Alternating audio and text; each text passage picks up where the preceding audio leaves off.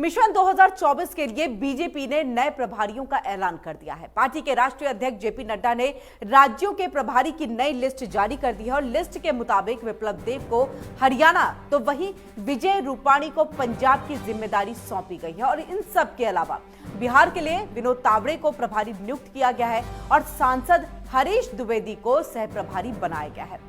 दादरा की बात करें, नगर हवेली की अगर हम बात करें, इसी के साथ दमन और दीव के लिए सांसद विनोद सोनकर को प्रभारी नियुक्त किया गया। इन सब के अलावा झारखंड के लक्ष्मीकांत वाजपेयी को प्रभारी बनाया गया है, जबकि केरल के लिए प्रकाश जावड़ेकर को प्रभारी नियुक्त किया गया।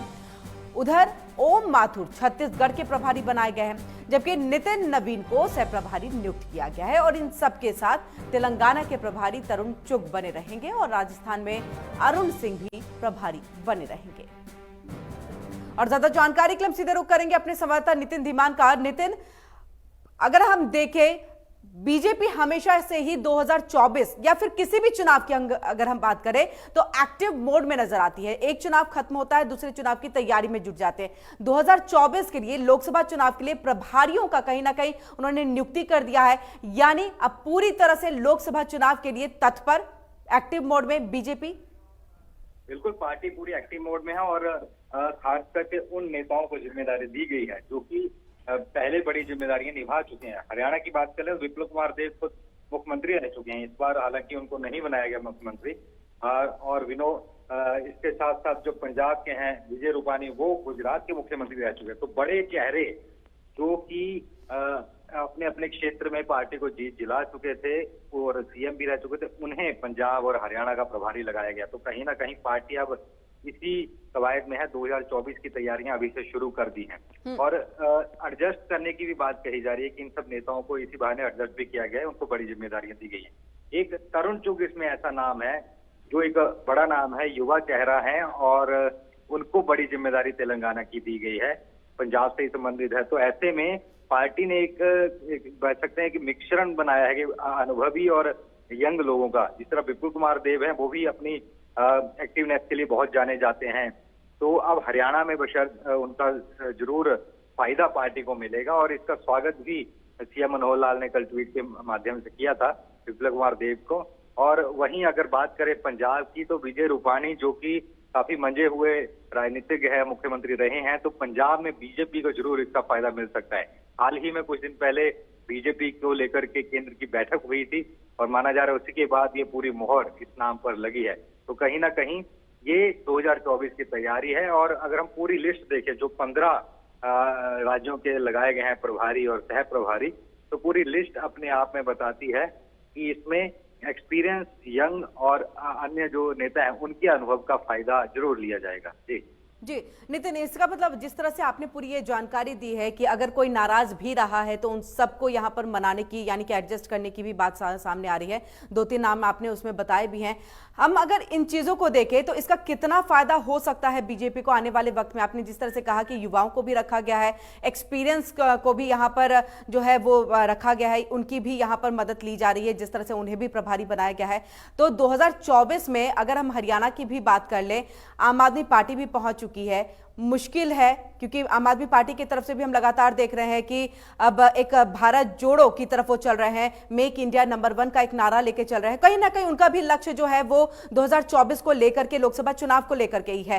तो एक कांटे की टक्कर है और बीजेपी के लिए थोड़ी सी मुश्किल है, इसलिए इतनी जल्दी प्रभारियों को बनाया गया ताकि वो अपनी अपनी जगहों को सही से समझे, लोगों को अपनी तरफ मोड़ कर सके। देखिए, ये बहुत कम होता है कि चुनाव के 2 साल पहले इतनी जोर शोर से तैयारी हो। अगर हम बड़े दलों की बात करें, कांग्रेस की भारत जोड़ो यात्रा कन्याकुमारी से चल रही है, आम आदमी पार्टी मेक इंडिया नंबर 1 करके पूरे इंडिया में घूमने वाला है। तो वहीं बीजेपी अभी से ही अपने बड़े नेताओं को प्रवास पर भेजना शुरू कर दिया। इस तरह हिमाचल इलेक्शन की बात करें, सबके प्रवास करीब 15-20 दिन बाद शुरू हो जाएंगे।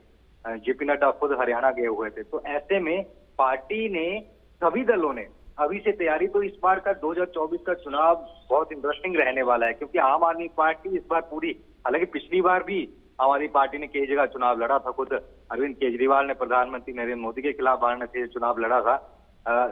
तो ऐसे में इस बार आम आदमी पार्टी अपने आप को एक नेशनल पार्टी के तौर पर उजागर करने में लगी है पंजाब जीतने के बाद से। तो वहीं बीजेपी के लिए एक प्लस पॉइंट ये है कि ये जो जिस तरह से लिस्ट है, जिस अगर हम गौर करें तो पहले ये देखा जाता है कि जो जिनकी उम्र हो गई है 75 प्लस हैं, उनको साइड किया जाता था, उनको रेस्ट दी जाती थी। लेकिन अब जो पुराने लोग हैं उनको भी एक्सपीरियंस उनका साझा किया जा रहा है, उनको भी, और जो यंग है उनको भी जोड़ा जा रहा है। तो पार्टी एक पूरी कवायद में है कि कोई भी कोर कसर ना छोड़ी जाए 2024 के इलेक्शंस के लिए। और अभी से तैयारियां शुरू हैं।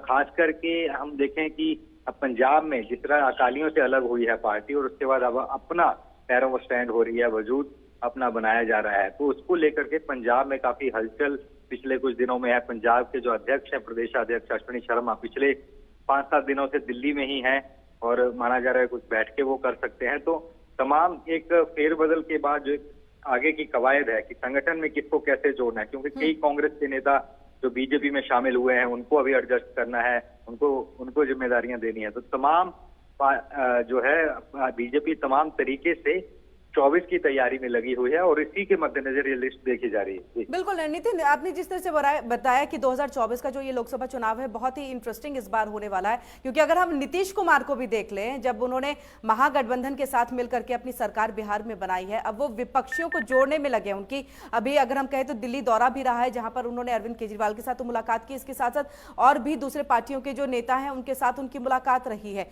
तो वो भी एक चुनौती यहाँ पर बीजेपी के लिए। देखिए, चुनौती इसको बीजेपी किसी तरह से लेती है क्योंकि ये महागठबंधन पहले भी बन चुका है और चुनाव हारने के बाद फिर ये महागठबंधन टूट गया था। उस वक्त भी नीतीश कुमार और अन्य दल इकट्ठे हुए थे।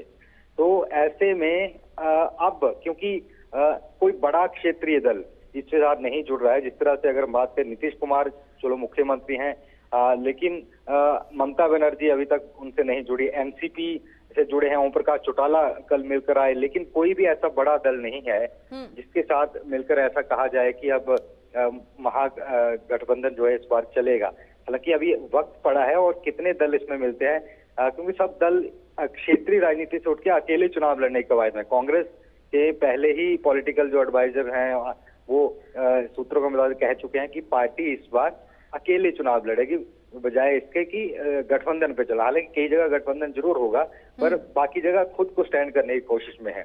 इसी तरह आम आदमी पार्टी खुद के बलबूते पर अन्य राज्यों में भी जाना चाहती है और इसकी तैयारी हो चुकी है। गुजरात के लिए पार्टी पूरी तरह से लगी हुई है, हिमाचल के लिए अगर वहां कुछ सीटें भी आती हैं, विधानसभा की एंट्री मिल जाती है, तो वही अपने आप के लिए बड़ी बात होगी और पार्टी यही चाहती है कि अपने दल पर स्टैंड हो। तो गठबंधन, महागठबंधन कैसे बनाया जाएगा, किस तरह होगा, इसका भविष्य अभी बहुत लंबा नहीं नजर आ रहा, लेकिन जो क्षेत्रीय दल हैं वो जरूर अपनी छवि देश में बनाना चाहते हैं, क्योंकि अगर 2 राज्यों के अलावा एक क्राइटेरिया होता है, उसमें आपकी सरकार आ जाती है तो आपको नेशनल पार्टी का दर्जा मिल जाता है।